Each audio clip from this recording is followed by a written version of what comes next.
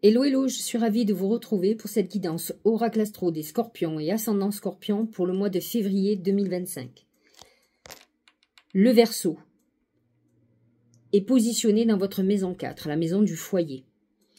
Le Soleil, Mercure du 29 janvier au 14 février, vont irradier cette maison et donc vous serez préoccupé plutôt par votre famille, votre lieu de vie, vos ancêtres, votre passé. Vous serez certainement nostalgique du passé. Ça peut être un moment où vous avez envie de construire une maison pour réunir la famille. Vous pouvez être aussi préoccupé par votre propre famille, vos enfants, votre femme, votre mari. Pluton s'est installé dans cette maison pour 20 ans. Il touche pour le moment les premiers décans, les scorpions qui sont nés le 23, 24, 25 octobre. Et donc Pluton va amener certainement un deuil de famille. Alors peut-être pas de suite, mais il est annoncé. On rentre dans une transformation au niveau de la famille. Peut-être avez-vous certaines obligations avec des membres de votre famille. Il y a toujours une notion de liberté.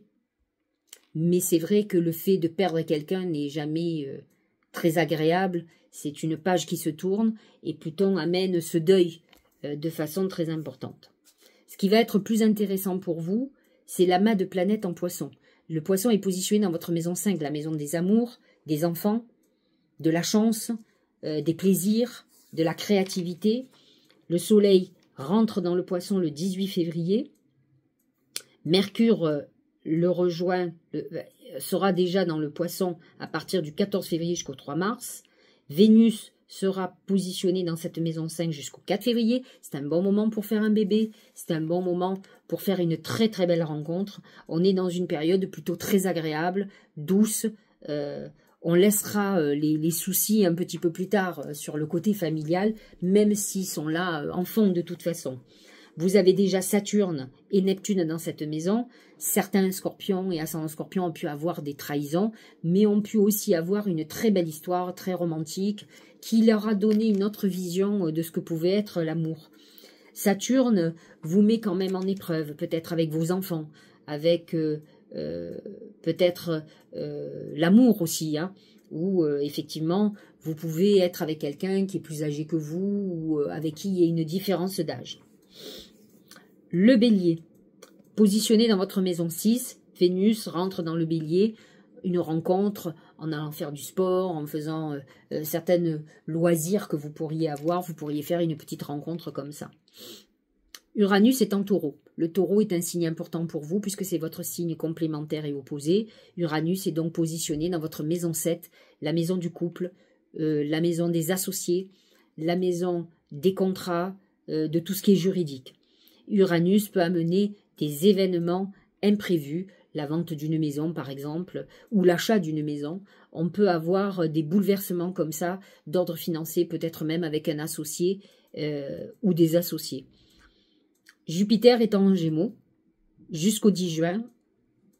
Il est positionné dans votre maison 8, sur le 2e décan, et donc il va amener une restructuration au niveau de vos finances. C'est vrai que vous allez être dans des réflexions, alors soyez pas dans l'excès parce que Jupiter amène tous les excès et vous, il n'y a pas trop besoin de vous pousser pour être dans les excès, mais en tout cas ça peut être un moment où vous ayez une procédure juridique, par exemple pour un héritage, pour récupérer de l'argent, pour une séparation par exemple d'association, sur un boulot, une perte d'emploi. Vous pourriez être dans cette phase-là et ça va toucher surtout les 2e décans. Jupiter vous accompagne et devrait vous amener quand même un résultat beaucoup plus agréable que ce que vous imaginez. Mars est dans le signe du Cancer, c'est un signe ami pour vous. Vous êtes très gâté au mois de février parce que vous avez un amas de planètes en Poisson, signe d'eau comme vous, et vous avez Mars dans le signe du Cancer dans votre maison 9 qui va vous amener des opportunités nouvelles, des portes qui s'ouvrent pour vous au niveau... alors vous aurez certainement l'envie de voyager hein, aussi. Ça peut être un moment où vous preniez, c'est à la fois les vacances aussi, c'est peut-être fait pour ça. La nouvelle lune en Verseau sera positionnée dans votre maison 4 le 29 janvier. La pleine lune en Lion sera dans cet axe 4-10 qui confronte à la fois vos ambitions et le côté familial. La nouvelle lune en Poisson sera beaucoup plus intéressante pour vous. Le 28 février, c'est une lune où il faut absolument faire des vœux. Elle est marquée par la chance, marquée par l'amour, par la créativité. Donc, surtout, n'oubliez pas de faire vos vœux le 28 février, lorsque la nouvelle lune sera dans le signe du poisson, qui est un signe ami pour vous, et en plus positionné dans cette maison, qui est vraiment une très belle maison. Voyons ce que les oracles ont à nous dire sur vous, et voyons ce qu'ils nous disent pour ce mois-ci. C'est le chameau. Le chameau, c'est le déplacement, les petits déplacements. Je prends le train, je change ma voiture, je me déplace en voiture, j'achète une moto. C'est les petits mouvements que vous pourriez faire pour aller faire un stage, une formation. Voilà, c'est les déplacements terrestres, on va dire, plus que aériens. C'est un moment aussi où vous aurez votre vie, n'oubliez pas qu'elle avance. Malgré que vous puissiez être dans une situation délicate, le chameau avance dans le désert, donc dans une période initiatique et difficile. Il n'arrête pas, il a un objectif et il ne s'arrête pas en route. Donc ça veut dire que même si vous êtes dans une période un peu difficile, vous allez continuer à avancer, vous ne sentirez pas d'immobilisme. Donc ça, c'est plutôt très bien. Professionnel et financier. C'est l'éléphant. L'éléphant représente le taureau. C'est Uranus. Et donc, c'est aussi beaucoup de travail. Vous êtes dans une période où vous allez énormément bosser. Vous allez avoir du travail. Donc ça, c'est plutôt pas mal. Mais par contre, essayez de faire en sorte de ne pas tomber dans un burn-out. Parce que ça peut être une période où on est surchargé quand même au niveau professionnel. C'est une période assez stable au niveau financier aussi, où on a l'argent qu'il faut pour payer ce qu'on a à payer. Donc, on n'est pas dans une période délicate à ce niveau-là. Au niveau sentimental, c'est le chat. Le chat, il y a une notion un peu de trahison, de séduction, où on peut être séduit par le physique de quelqu'un et qui peut amener qu'on va déroger à la fidélité, on va déroger à certaines règles parce qu'on est tenté, quoi. C'est la tentation de toute façon. Hein. Au niveau santé, c'est la grenouille. Ça amène une santé un peu mitigée quand même, la grenouille. On est dans une période émotionnellement difficile, sous haute tension. Ça peut être des moments de dépression. C'est des moments où effectivement on est dans une phase de transformation très importante, mais on est quand même dans un côté où on est un peu le cœur sur l'eau, vous voyez, nostalgique, un peu triste. C'est un mois où il va y avoir quand même certaines difficultés à ce niveau-là. Alors j'ai demandé à mes guides comment la chance allait se manifester ce mois-ci pour vous, et j'ai le pont. La chance va se manifester dans le sens où vous êtes dans une phase transitoire, vous êtes entre le passé et l'avenir. Alors, ce n'est pas obligatoirement la meilleure des périodes, parce que c'est une période un peu bâtarde, où effectivement on a un pied dans le passé, un pied dans l'avenir. Cependant, ça peut être une chance parce que c'est un moment de réajustement, c'est un moment de révision, où il est important de voir si réellement on veut se libérer de certaines choses pour aller dans l'avenir, ou si on doit garder certaines choses avec nous. Donc c'est des moments très important qu'il ne faut pas négliger pour bien vérifier que tout va bien. Justement, si vous sentez qu'il y a des blocages, s'il y a des choses qui ne tournent pas comme vous voulez, c'est que justement ça nécessite de recadrer des choses, de réajuster, de modifier. Et ce moment-là, il est crucial. Parce que si on ne le fait pas, on part sur l'avenir avec quelque chose de boiteux hein, et qui ne fonctionnera pas. Le rassemblement, amoncellement, convergence, unification, assemblage, combinaison des forces, supériorité de l'ensemble par rapport aux parties. On est dans une période où effectivement, ça peut être un travail d'équipe. On peut être dans une période où on recrute, où on a envie de s'entourer d'autres personnes, on a envie peut-être même de s'associer. Ce Uranus en taureau peut amener une association qui se pointe à l'horizon, qu'on n'avait pas prévu et qui pourrait être un chamboulement intéressant dans le sens où peut-être vous êtes dans une phase où vous avez ras-le-bol de vous battre seul ou seul. Et donc vous avez besoin d'accompagnement, d'être avec des personnes qui vous aident. La gratitude. La gratitude est le chemin qu'emprunte la prospérité et le succès pour venir à votre rencontre.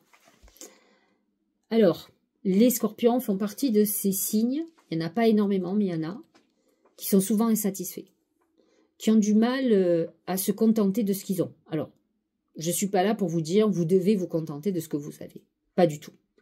Et je fonctionne pas comme ça. Mais par contre, je pense qu'il faut savoir être heureux de ce que l'on a. En profiter. Souvent, on nous dit, il faut revenir à l'instant présent. C'est-à-dire qu'en fait, admettons, vous vivez dans une belle maison, et en fait, vous oubliez que vous êtes dans une belle maison. Parfois, c'est quand vous allez chez les autres que vous vous rendez compte de la chance que vous avez.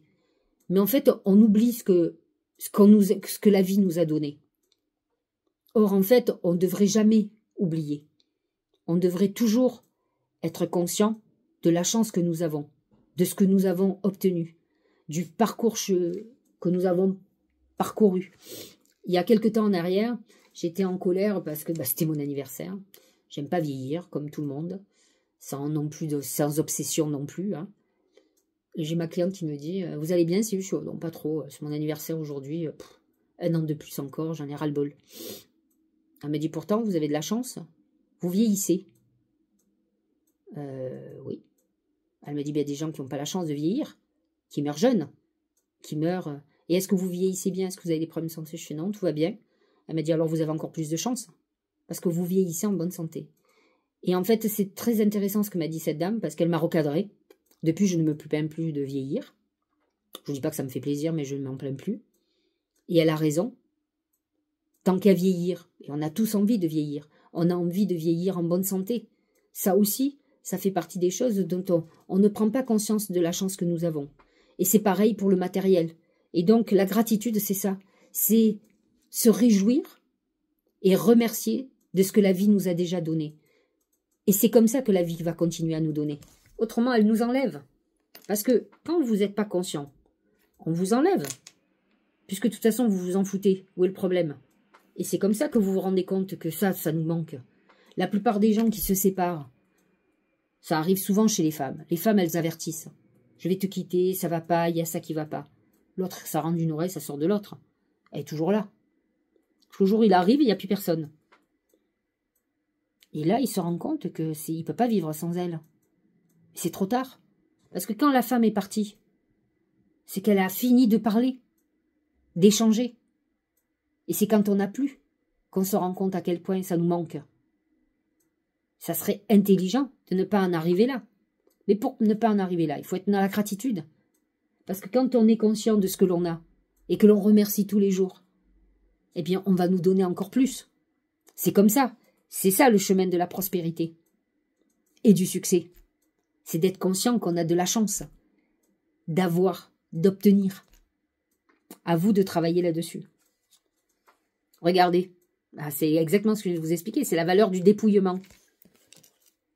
Renoncer à l'accumulation crée une immense place pour accueillir la joie et l'abondance. Mais c'est pas que ça. La valeur du dépouillement, c'est si on vous dépouille de quelque chose, c'est que pour vous, ça n'avait pas d'importance. Parce que si on vous dépouille de quelque chose qui avait de l'importance, c'est que vous n'en avez pas pris soin, que vous vous êtes pas dit que vous aviez un joyau.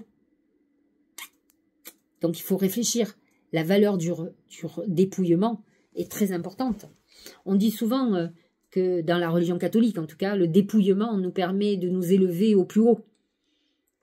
C'est la restriction, c'est dans mon oracle, c'est le désert, où effectivement, on nous enlève pour nous faire prendre conscience de ce qui est important, de l'essentiel, de l'essentiel dans la vie. Donc, c'est vrai que lorsqu'on perd, la place est ouverte pour accueillir. Mais d'abord, on va être obligé de passer par le stade de « je comprends, j'ai perdu, et maintenant il va falloir que je reconstruise, que je retrouve ».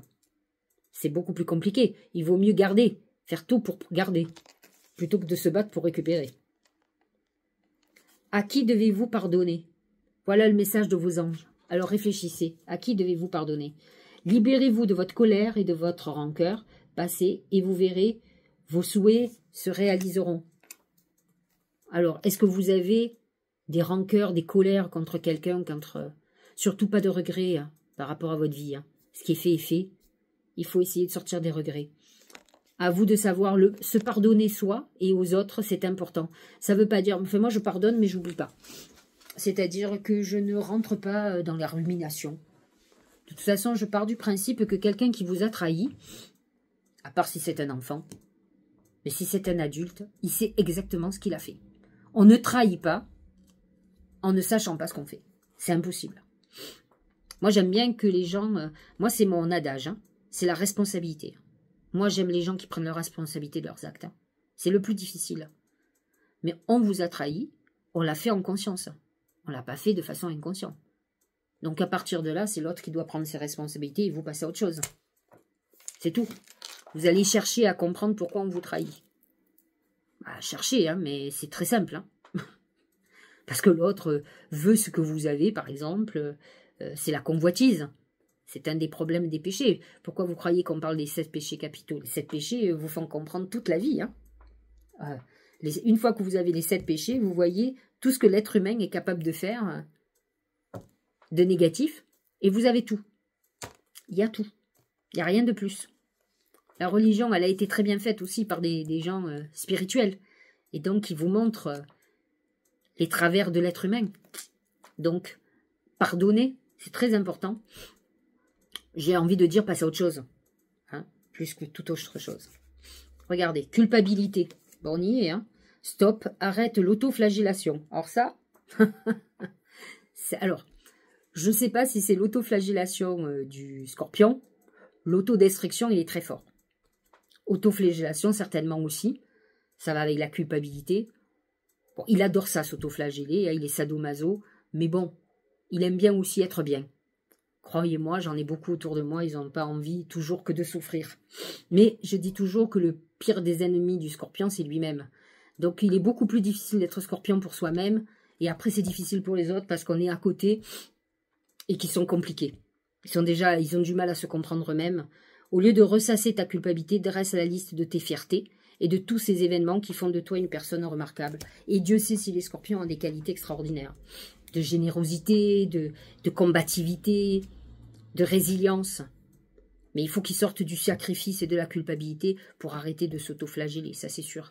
Il faut que vous sortiez de ça, sinon en fait ça vous enlève de toutes les qualités que vous avez et ça vous empêche d'aller vers vos ambitions en plus. Ça vous freine. Donc il faut sortir de tout ça.